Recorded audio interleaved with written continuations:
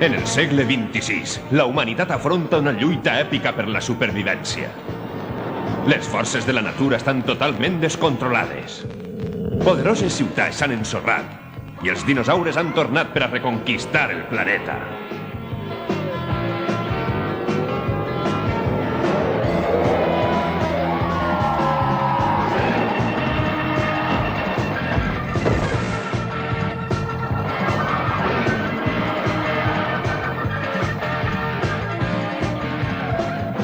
En estes terres salvatges, un home manté el cap ben alt. Jack Tenrec, defensor de la humanitat enmig d'un món enfollit. Un món on només sobreviuen els més forts. El món dels Cadillacs i dinosaures.